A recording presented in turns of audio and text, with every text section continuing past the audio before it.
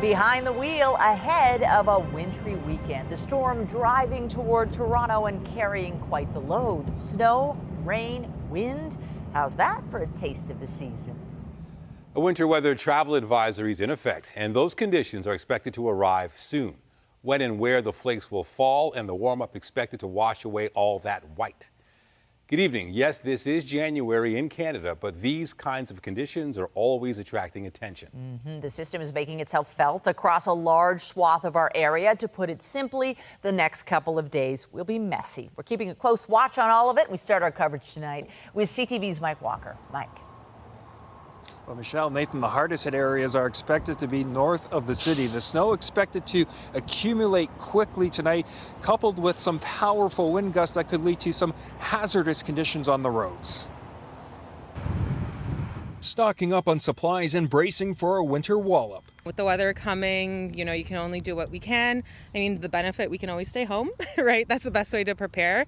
But I think getting the essentials is probably the most important thing. Purchasing extra salt and shovels ahead of the biggest snowfall of the season. Most of the GTA is expected to get up to 10 centimeters, even more north of the city, including northern York and Durham regions, where up to 25 centimeters is expected to fall by tomorrow. I don't like the big, 25 centimeters where you're spending the day shoveling and you can't drive around. Snow expected to accumulate quickly tonight, coupled with powerful wind gusts. Environment Canada warns driving conditions could be hazardous. It could be falling 2 to 5 centimeters per hour. But the snow is also accompanied by strong winds. And what we see is that it gusts up to 70 kilometers per hour.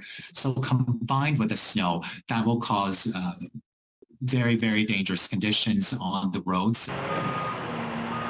In York Region, road maintenance crews have been out salting the roads ahead of the storm. The region's 128 plows now on standby, ready to respond once the snow falls. Game plan is we've got staff out 24/7 on patrol. We've been monitoring all of our weather reporting sites, monitoring the radar, and constantly tracking the storm to see when it's about to hit the region.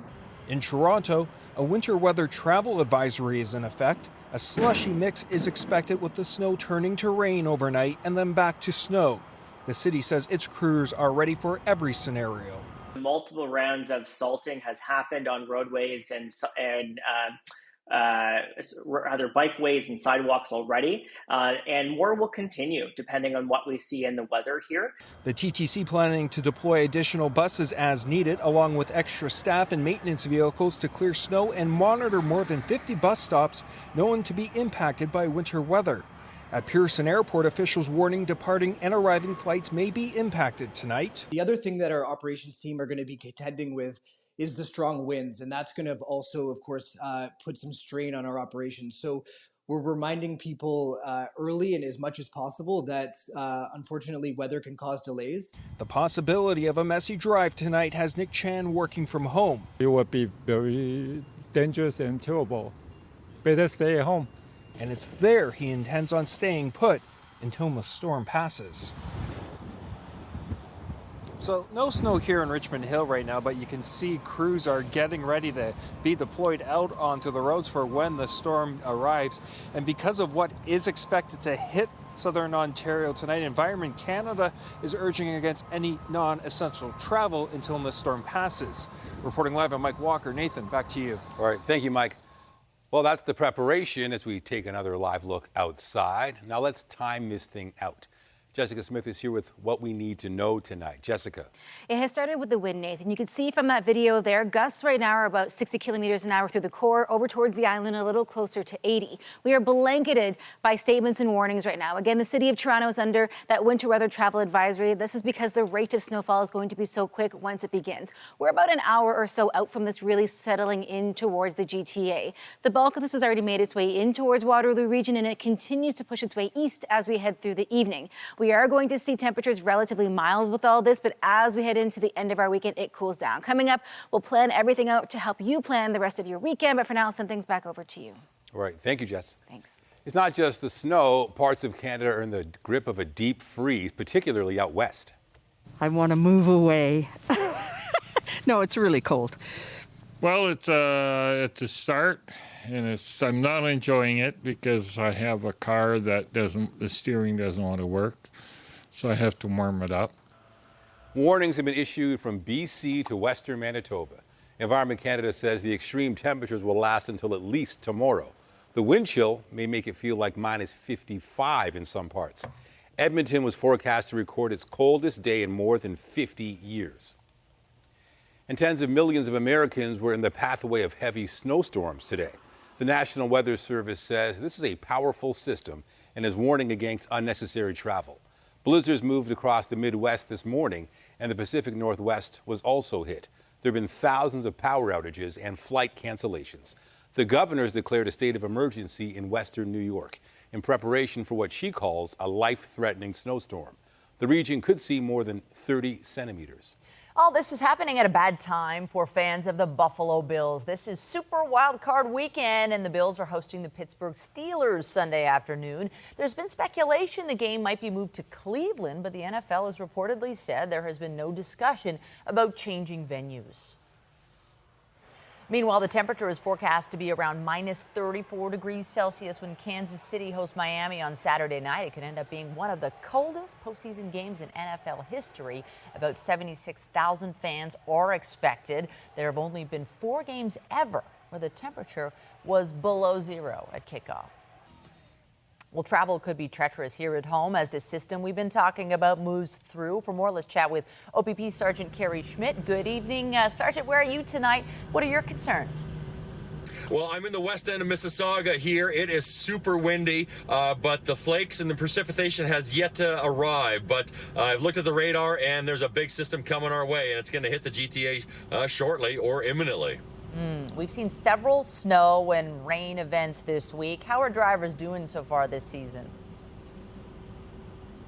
Well, we've always have these issues with crashes and people hitting each other or hitting the wall and ending up at the collision reporting center. Sometimes when it's dry conditions like this, we have higher speeds and less people focusing on the road, and then we have more serious collisions. So, I don't know which one's better or worse, but, obviously when the weather does hit, and especially as it just arrives, when people are still thinking the roads are dry, we can get caught by surprise very quickly. And this wind certainly is making driving a lot more treacherous as well. And I think this year, winter has been late to arrive. We had so much mild weather, a green Christmas, so we really haven't dealt with any of the heavy stuff yet this year. What is your advice for drivers as this storm system pushes in just a short period of time? Yeah, do you know what? With this snow coming in, we haven't had a lot of experiences with that snow. This is happening on a Friday night into a Saturday. It's not going to be a regular commuting driving day, but a lot of people out there looking for celebrations and activities and evening times with family and friends. And so, again, we talk about people making good decisions. We want you to be a better driver. And when this weather hits, people are all trying to get home or to wherever they're going to tonight, but understand what's coming, and sometimes maybe changing plans would be the best alternative. There's lots of things you can do from home, and maybe that is something that we should consider today. I don't know how big of an event it's going to be, but the forecasters are certainly talking about some accumulations and that wind being an X factor in complicating driving abilities. So keep your hands on the wheel, keep your eyes focused, look way down the horizon, be prepared for unexpected slowdowns, and give yourself time to respond. And of course, right now, turn on your headlights. Make sure everything's illuminated, and try to share the road safely, responsibly with everybody else who is also on the roads. OPP Sergeant Kerry Schmidt, as always, great advice. Thank you so much. Stay safe out there and keep us posted. All right. Thank you very much. Now turning to a scary sequence of violence on the streets of the GTA, a barrage of bullets in a string of separate shootings. At least 3 of them within hours of each other, begging the obvious question whether there could be a connection. CTV's Sean Leathong is live with more. Sean. Well, Nathan and Michelle, we know that there are at least 3 cars involved in some of these shootings. 2 people have been sent to hospital with non-life-threatening injuries. The first one of those shootings happening right behind me. You can see this blown-out glass on this bus stop. A total of 4 shootings in Toronto and Vaughan, all within an hour, featuring vehicles of similar descriptions. And so our investigators are working cooperatively with the investigators from Toronto Police Service, trying to determine if there's a link between any of these shootings. The first just after 9 p.m. Glass shattered on this bus shelter at Jane and Frith Road in Toronto. A man in his 20s sent to hospital with non-life-threatening injuries. It sounded like shots, pops. And it sounded like it was beside my ear. This morning, this woman did not want to appear on camera. She heard the gunfire from her living room, and she says this incident is alarming. I'm here to live, not to hear this. And there was one across the street not too long ago. The suspect info that we do have is that it's a gray SUV, and it was last seen traveling northbound on Jane Street. At 9:30, shots fired in the area of Dixon and Kipling, the shots coming from a black SUV. A male in his 20s had walked into a hospital with gunshot wounds, and he's in stable condition at this time. After 10 p.m., police were called to the area of Albion Road and Armagh Court for reports of an altercation involving a black Mercedes-Benz and a white Tesla. Through their investigation, police were led to contact York Regional Police after reports of an earlier shooting involving similar vehicles on Fisherman's Way in Vaughan. So our officers attended that area and conducted a search, and they did find a spent shell casing. York Police investigated to find that the black Mercedes and white Tesla had been in an altercation with a third white SUV. When those two vehicles were driving, a third vehicle, a white SUV, approached from behind, overtook both of those vehicles, and then a firearm was discharged from within that white SUV, and the white Tesla was struck. Police caught up with the two vehicles at Albion and Armagh Court just after 10 p.m. There were no injuries to the drivers of each car, with all shootings happening between just after 9 and just after 10. Back at the scene of the first shooting today, residents expressed concern. Oh my God, what did happen? It's very, very dangerous. I mean, there's kids. I notice every morning I pass here, there's a lot of people in the bus stop. So, I mean, anybody could get hurt. You know, that's definitely a no-no. Police are asking for the public's help from anyone who may have witnessed the shootings. So far, there have been no word on any arrests, but we are waiting on an update from police either tonight or early tomorrow. Reporting live, I'm Sean Neath on Nathan Michelle. Send it back to you. All right, thank you, Sean. It was a case that horrified the city and made headlines around the world. Hard to believe it's not been more than a decade since the fatal shooting of Sammy Yatim. The teen killed in an altercation with Toronto police, and all these years later, a coroner's inquest is underway. CTV's Janice Goulding joins us live in the studio with this latest chapter. Janice. Hi, Michelle. Yes, there were some very moving moments in virtual court today when we heard from Sammy Yatim's family. Her mother described her heartbreak at losing her sweet, beautiful, polite boy who had a stunning smile and radiant green eyes, adding that families like hers need more resources to help them cope with their losses. It's hard to forget these haunting images. Toronto teen Sammy Yatim shot 8 times by Constable James Fursillo aboard a TTC streetcar. It was July 26, 2013, more than 10 years ago. But on day one of an inquest into his death, the 18-year-old's family described their enduring grief. I miss him terribly. I think about him all the time. I cannot believe my boy is gone. I see someone walking down the street that looks like him, and I jump. I am left with a terrible sense of emptiness and loneliness, said his father Nabil Yatim in a letter read by his lawyer. Meanwhile, a statement from his sister Sarah said, I spent over a decade thinking why? What went wrong? What could have happened instead? She added, I can't describe the pain that has been caused by this. It has destroyed me and shattered my dreams, made me lose hope in myself, the world, and our society. Yatim's mother, Dr. Sahar Bahati, meanwhile, took the stand in person, saying, he was our sunshine, a miracle we had from God. She also described her ongoing pain. It's paralyzed me and locked me in my grief and depression, destroyed my life. I'm angry all the time. I cannot imagine I lost my son. It shattered my dreams. While asking a jury to make recommendations to improve police training so no other mother had to suffer as she had, Sahati said, a reckless police officer shot a teenager under stress 9 times. He killed him instead of de-escalating him, protect him, and save his life. Chance Seymour, the streetcar's driver, took the stand later in the afternoon. The first of 14 witnesses who will go over their accounts during the inquest said, I heard he has a knife. And from that point, it was a lot of like a rush, panic. The other passengers were just adamant to open the doors. When he and Yatim were the only ones left aboard, Seymour described the teen's state of mind. He seemed to be in a bit of a daze, wide-eyed, adding that Yatim was saying, everyone's trying to kill me. things of that nature. Seymour said he was trying to calm the teen and asked how he could help him. He proceeded to tell me, like he wanted a phone and he had mentioned his dad. Drop the knife! You take one step in this direction, I take The streetcar driver says the teen's demeanor changed markedly once police arrived, becoming agitated in the moments leading up to the fatal shooting. Jurors were instructed that their objective in this inquest was to make recommendations aimed at preventing further deaths. The inquest is expected to last 13 days and will hear from a total of 14 witnesses. Reporting live, I'm Janice Golding. Now back to you, Michelle. Thank you, Janice. It was a tense few hours for students, families, and staff at an Ajax elementary school after a threat was received this morning. At around 11 a.m., Durham Regional Police said they were responding to Bolton C. Falvey Public School after the unspecified threat was sent via email. The building was initially placed in hold and secure, but it was soon evacuated for the investigation. Students were taken to Ajax High School for pickup. By 2 p.m., police said they had cleared the school and found no information to substantiate the threat.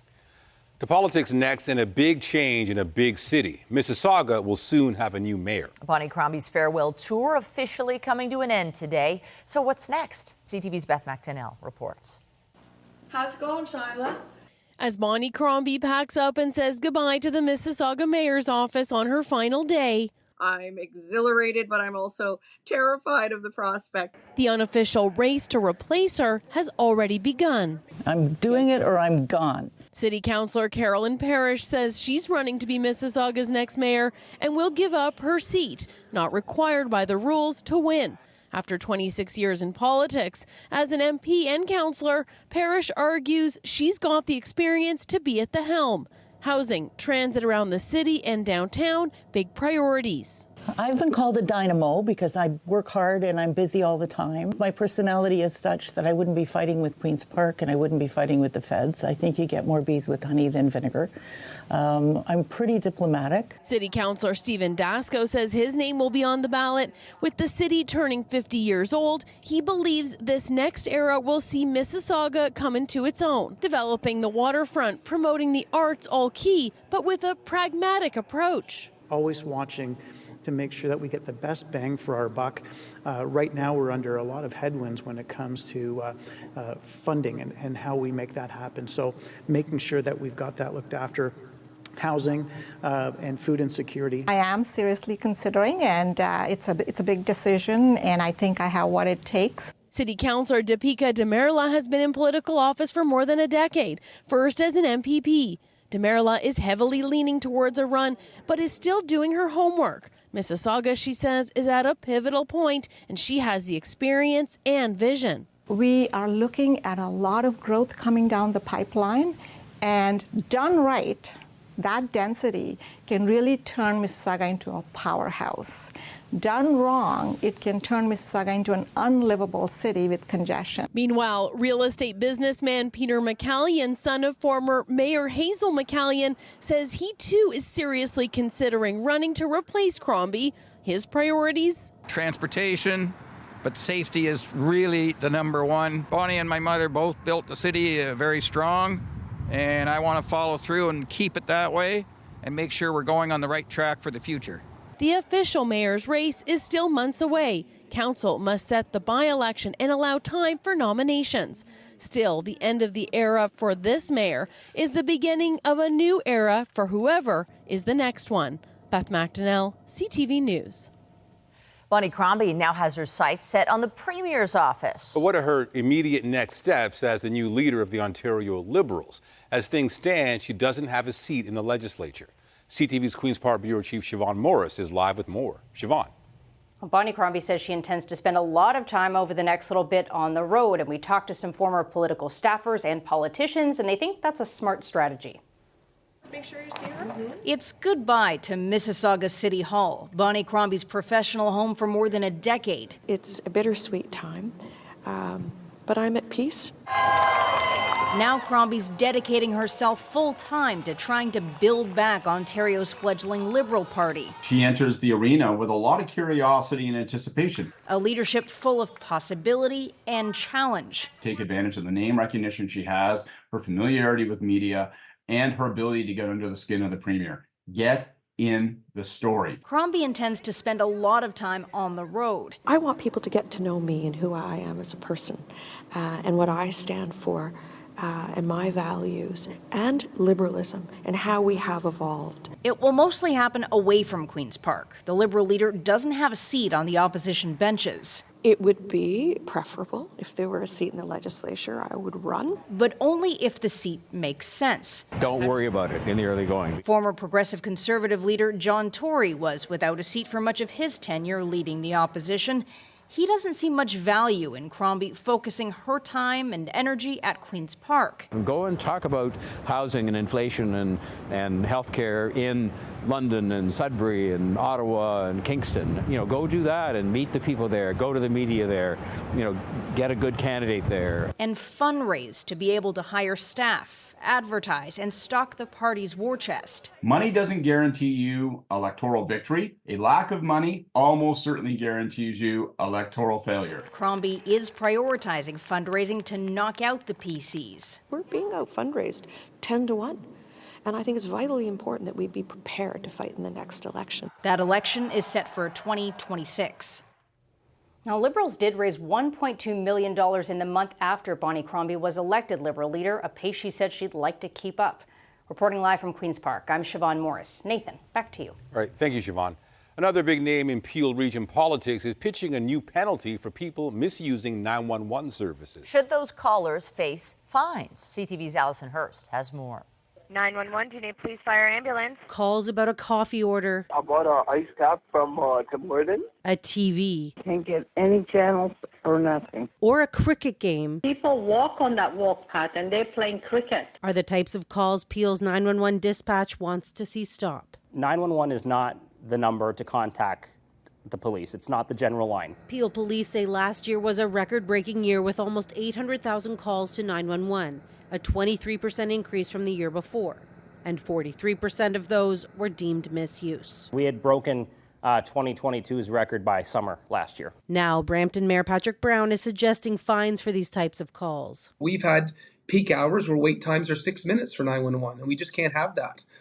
You can't have wait times at 911. He did not outline exactly how it would work. Maybe it's a few $100s after your first warning. Maybe it goes up if you continue to abuse 911. Peel police say that's up to lawmakers, but they support anything to bring down the burden on their 911 dispatchers to free up lines for emergencies. We want to shift the focus into education and remind people that 911 isn't just the number to contact the police. 911 should be reserved for those life-threatening emergencies, crimes in progress, or medical instances. Because when there is an emergency, a dispatcher can't be stuck on a call like this. How can 911 help you? You have like a ladder? When it's life or death. Allison Hurst, CTV News. The National Advisory Committee on Immunization has issued a new recommendation regarding COVID-19 vaccination. It applies to people aged 65 and older, residents of long-term care homes, and seniors living in other congregate settings. The agency says those groups may get another shot of the vaccine targeting the XBB.1.5 variant in the spring. Anyone 6 months and older who are moderately to severely immunocompromised because of an underlying condition may also get the booster. There will be a change at the top in the Canadian military. General Wayne Eyre is retiring as Chief of the Defense Staff. He plans to step down this summer after nearly 3 years on the job. He says he informed the government about his intentions last summer and proposed a transition plan. A selection process will begin to find his replacement. Eyre was deployed to several countries and led a number of domestic missions during his 40-year career. In the U.S., Boeing is going to come under increased scrutiny from the Federal Aviation Administration. The move follows last Friday's incident aboard an Alaska Airlines 737 MAX 9 plane. A cabin door plug blew off during the flight. Now the FAA will begin auditing the company's production and manufacturing. The regulator has already said it will investigate whether Boeing failed to make sure the panel was safe and built to meet design standards.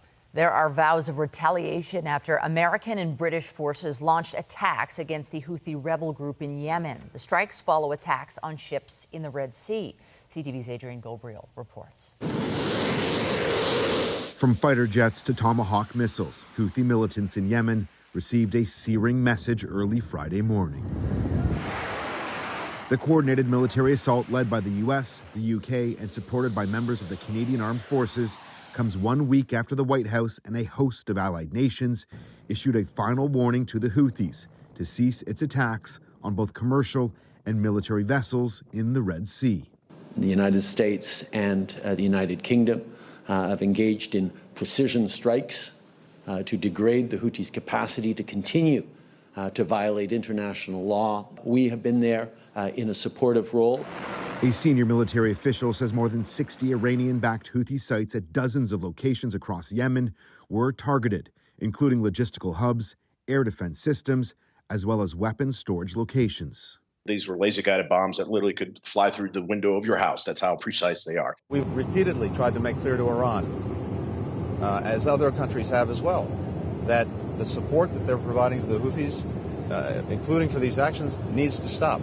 Further escalation in the region has been a primary concern since the beginning of the Israel-Hamas war, with Iran supplying both the Houthis and Hezbollah with weapons. Iran is able to do this almost as if it's a contracting organization, like the Wagner Group did with Russia and Ukraine. And that's what makes it difficult on a political stage. With Russia condemning the U.S.-led response today, and thousands of protesters taking to the street in Yemen's capital city, Houthi militants are already promising fierce retaliation. With leader Abdel Melek al-Houthi saying in part, the response will be even greater than recent operations targeting Americans at sea. The question now is, after the latest U.S.-backed airstrikes on key weapons facilities, will Houthi militants have the capability to respond? Adrian Gobriel, CTV News, Toronto. The Canadian government broke its silence about the genocide accusations against Israel in the Gaza Strip. It happened as the Israelis defended themselves at the International Court of Justice in The Hague. CTV's Judy Trin reports. Please be seated. These judges will determine if genocide is taking place in Gaza, an accusation leveled by South Africa, refuted by Israel. The entirety of its case hinges on a deliberately curated, decontextualized, and manipulative description of the reality of current hostilities. South Africa said more than 23,000 Palestinians have already died in Gaza. Statistics from the health ministry run by Hamas, a number questioned by Israel. But the court is not told how many thousands of casualties are in fact militants. How many were killed by Hamas fire? Israel also railed against South Africa's use of the Genocide Convention to persuade the court to order a ceasefire. It will turn an instrument adopted by the international community to prevent horrors of the kind that shocked the conscience of humanity during the Holocaust into a weapon in the hands of terrorist groups. In front of supporters outside the International Court of Justice, South Africa said Israel had failed to discredit its case. Under the Genocide Convention, nothing justifies genocidal acts currently being committed by Israel. Self-defense is no answer to genocide. 2 weeks after South Africa first filed its claim, Canada's Prime Minister finally weighed in with support for the court, but not the allegations. But our wholehearted support of the IGA and its processes does not mean that we support the premise of the case brought forward by South Africa. Fully prosecuting this case will take years, but the World Court is expected to decide if it will issue an order for a ceasefire or other humanitarian interventions within weeks. Judy Trin, CTV News, Ottawa. Ottawa is considering a plan to let people driving into Canada clear customs before they leave the U.S. The $7.4 million pilot project would see a pre-clearance zone set up at a border point south of Montreal. It would be located inside a U.S. customs facility in New York State, but staffed by Canadian border agents. The Americans have been pre-clearing southbound air travelers for more than 70 years. Canada doesn't have any pre-clearance operations anywhere in the world. Cooking around the clock in a Brampton kitchen, hoping to slice and saute her way into the Guinness Book of World Records. Coming up, we check in on a restaurateur who is days into a lengthy culinary quest. And I'm Pat Foran. Coming up on Consumer Alert, the holidays are over, but your holiday bills may just be coming in. More shoppers are using buy now, pay later plans. Well, it's a way to spread out your payments. If you miss one, you could end up paying interest and fees. I'll have my reports just ahead. More snow and more wind on the way as we step in towards our weekend. We're looking at gusts between 70, maybe even 80 kilometers an hour heading into our Saturday. So if you're heading out, you'll want to hold on to your hat and layer up. Coming up, I'll have a full look at your long-range forecast, and stay with us. We've got another great night of programming for you right here on CTV.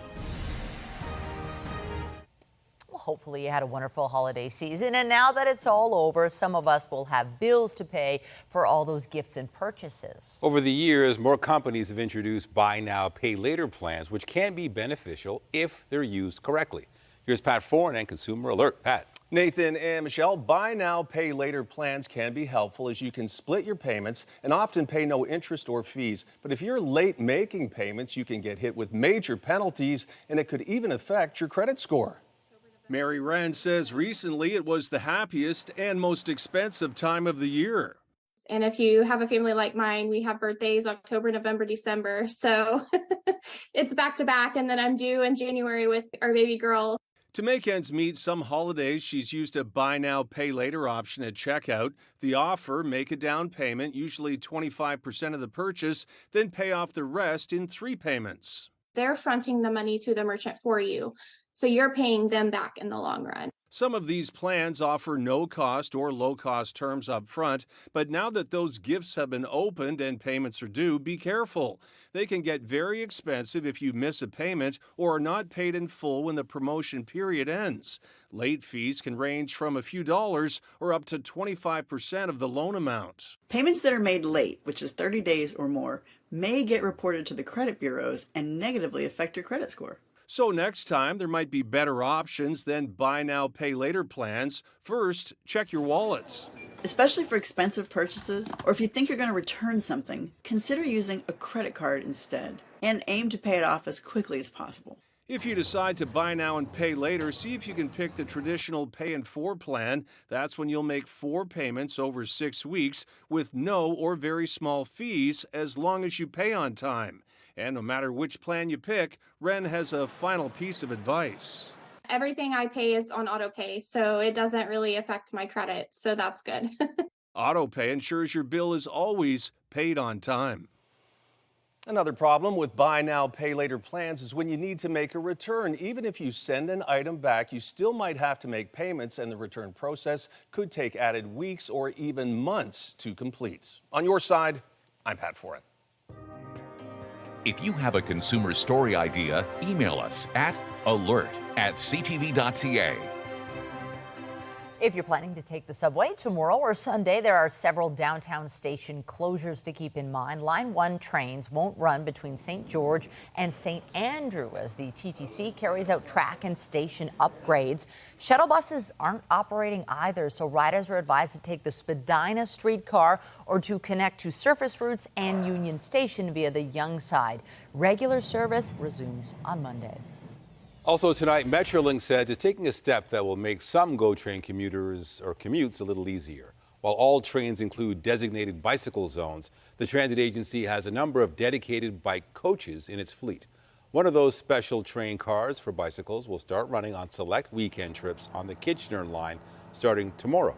You can find a full schedule on the GO Transit website. Well, it's Friday evening. No doubt people have all kinds of Friday and weekend plans, but if you do plan to be out on the roads, you should plan to deal with some wintry weather. There's an advisory in effect. Yeah, if you could do it like now or earlier, even better. The wind really is the beginning kind of precursor to this. It's the appetizer before the main course, which is going to be the storm later on this evening. It is going to come in fast and furious and carries through almost the entire weekend. Weather is brought to you by Train, the most reliable heating and cooling brand. It's hard to stop a train. It is extremely windy right now, and the winds will only increase as we head through the rest of our evening. Keep that in mind. We could see damaging wind effects and also reduced visibility. This has been a slow burner type of storm. We've watched it kind of materializing over the past few days. It is on its way in as we head in towards the early part of our evening. Right now we're sitting at 0 feels like -7. Northern Ontario has what's coming for us eventually, which is really cold air, but we have to get through this weekend first. Tonight dropping down to +1, we'll still be at about -6. So as the system comes through, we're likely to see a little mixing with this as well because it's still pretty mild, all things considered. Getting into the day tomorrow, more of the same. We're going to be at 2. It'll feel like -6, but the wind is going to be such a factor with this system. The biggest difference with this compared to Tuesday is it doesn't change over to rain nearly as quickly or for nearly as long. We're looking at a laundry list of watches, warnings, and statements. In towards the Niagara region, they're looking at a wind warning, gusts up to 100 kilometers an hour. Over towards us here in the GTA, we're looking at a winter weather travel advisory. 5 to 10 is generally what we're going to see. Areas out towards Bancroft, say through to Peterborough, they're looking at that kind of 15 to 30 range. As we head through the evening, it is the rate of snowfall in addition to the wind that becomes the biggest issue. 2 to 5 centimeters per hour, and then the wind gusts are 60 to 70, maybe even 80 for some areas in the GTA. After it goes through, we're still dealing with it in the wave lake effect snow. So for tonight, this kind of begins in and around 7:30. The real meat of this kind of starts around 9:30. And then as we head through the overnight, that's that brief transition to rain. It carries us through to about 5:30 in the morning tomorrow, and then it goes back into snow. So the snowfall totals along that north shoreline of Lake Ontario is likely to be a little bit dampened by the bit of rain that comes through. Lake effect flurries carry us right through to the end of the weekend. And as far as our snowfall totals go, again, the heavier amounts, Peterborough, Bancroft, Petawawa, for us here in the GTA, that 5 to 10. After the snow is the cold. That cold Arctic air pushes its way in as we head in towards Sunday, and we are going to see temperatures drop dramatically. Getting into our day tomorrow, again, pretty seasonal, all things considered, with the exception of that daytime high. Getting into Sunday, that cold air moves in and it sticks with us. Getting into next week, we see sunshine finally on Monday, again on Wednesday, but it gets cold. We'll have more for you after the break.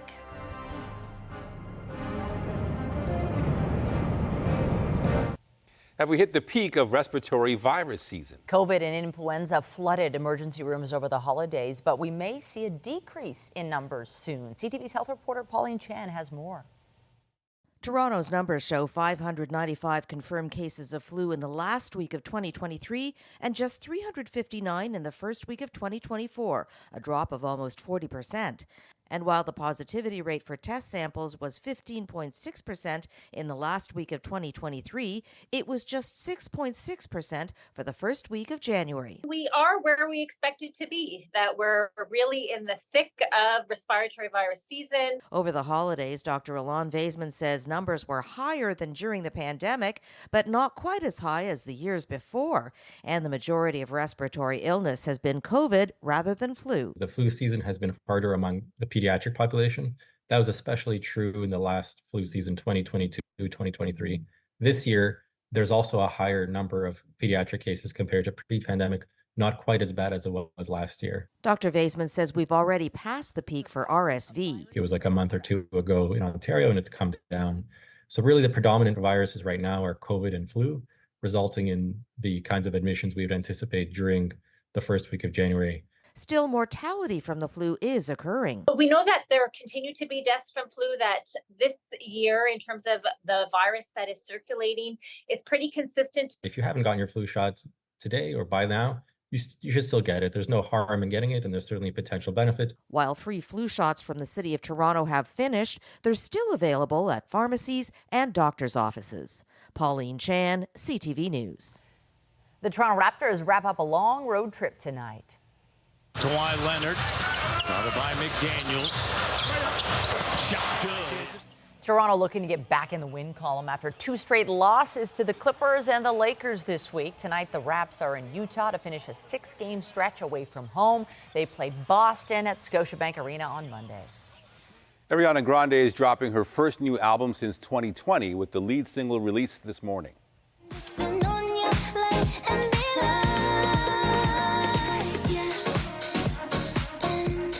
The song is called Yes and. The Grammy winner uses both the video and the lyrics to call out critiques of her appearance, career, and romantic life. Grande has confirmed her 7th studio album will be out this year, but she hasn't shared a release date. Spotify has announced a new milestone in music streaming set by Toronto's own The Weeknd.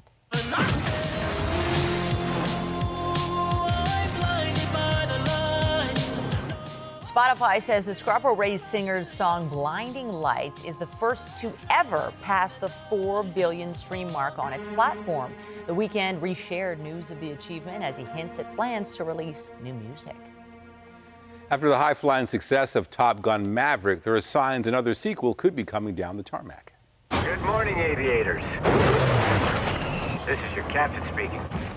Tom Cruise returned to star in the second title in the action franchise in 2022. It grossed around $2 billion at the global box office. Digital publication Puck reports Paramount has hired a co-writer of Top Gun Maverick to write the script for a third film in the series. The studio hasn't commented. The Stars Tonight is brought to you by Lastman's Bad Boy, court-approved liquidation sale. So keep your hands on the wheel, keep your eyes focused, look way down the horizon, be prepared for unexpected slowdowns. Updating our top stories, a winter travel advisory is in effect this evening as the anticipated biggest snowfall of the season so far bears down on the GTA. Road maintenance crews, transit agencies, and Pearson Airport are gearing up to respond as the storm moves in. So our officers attended that area and conducted a search, and they did find a spent shell casing. Police in York Region and Toronto are investigating a series of shootings last night involving vehicles with similar descriptions. 2 men in their 20s were hospitalized with gunshot wounds. Police caught up with the black Mercedes and white Tesla just after 10 p.m. They're asking anyone with information to get in touch. And the coroner's inquest into the 2013 death of Semia Team began today. The then 18-year-old was shot by a Toronto police officer while holding a knife on a streetcar. Members of Yatim's family spoke of the pain they feel to this day. The inquest jury will explore decision-making mechanisms for police and best practices for responding to people in crisis. On the markets, the Canadian dollar is down a fraction to close at 74.59 U.S. American benchmark oil adding 70 cents to end the day at 72.79 a barrel. And the TSX Composite Index gained 71 points, ending the day at 20,990. Amid plans to open Service Ontario centres and Staples Canada stores, the Ford government is closing a number of other locations across the province. The Ministry of Public and Business Service Delivery didn't reveal how many outlets are on the chopping block, but it pledged that any shuttered Service Ontario location will be replaced by one at Staples. The opposition NDPs say they're concerned it'll be harder for some Ontarians to access government services. The province says it's ensuring a sustainable and cost-effective way to meet community needs. The Business Report is brought to you by Canadian Western Bank, the bank built for business. A chef in Brampton is going to be busy this weekend. Committed to spending well over a week in the kitchen cooking up a world record. And look at this. Ooh. I'm gonna make you hungry. Beauty Obasuyi has been behind a stove cooking around the clock since midnight Wednesday. And I've put 105 meals. Jamaican, Italian, you name it. She's cooking it all because she's on a mission to beat the Guinness World Record for the longest cooking marathon. It's something that I have in my mind to do. Obasuyi is attempting the feat in the back of her Brampton restaurant, Naja Jollof, one of 6 locations in the GTA, a testament to her impressive determination and willpower. Having come to Canada nearly 15 years ago as a refugee, she once lived in shelters. A mother of 3 who took her passion for authentic food from back home in Nigeria and turned it into a business. As long as I'm prepared mentally, I'm good to go. So as long as I can see it in my brain, in my head, and I can vision how it's gonna go, I'll get it done. But getting it done won't be easy. The competition is fierce. The record to beat was 119 hours of cooking, set by an Irishman a few months back. Then, just this very week, a chef from Ghana smashed the record after cooking non-stop for more than 227 hours. It means Obasuyi is going to be in the kitchen a lot longer than she anticipated if she wants to steal the record. She was planning for 8 days. Now she'll have to stay for closer to 10. Cooking is a passion of mine. It's just something that I enjoy to do. So when I'm stressed, just put me in the kitchen and I'll come up with a delicious meal. Each meal in this culinary marathon will be given away for free. She plans to take short breaks from time to time. Sleep is not part of her recipe. So this entire record attempt is being live streamed as part of the requirements. And if my calculations are correct, she's going to have to keep cooking all the way through, not just this weekend, but until next weekend to take the title. We wish you well. Yeah, I couldn't do it that long, but this weekend, if you're indoors, cooking's a pretty good option. Yeah, you'll stay warm, you'll have great food. It is going to be a mess, though, so just be careful as you make your way out. We're watching for this to really carry us through the entire weekend. Light flurries have started in the GTA now, and this is just the tipping point of this iceberg. Getting into the day tomorrow, lake effect flurries continue pretty mild, though a daytime high of 2, -6 overnight, and then it gets cold. And the cold is here to stay for at least the next week or so, so keep that in mind and plan ahead. And a reminder, tonight's Lotto Max jackpot is an estimated $60 million plus 6 max millions. Thank you, Jess. Well, that's it for us, but be sure to join Heather Butts tonight at 11 for CTV National News, followed by Natalie Johnson with our next local newscast at 11:30. In the meantime, our coverage continues anytime on CP24 and online at ctvnewstoronto.ca. For Jessica Smith and all of us here at CTV News, thank you for watching and have a great weekend.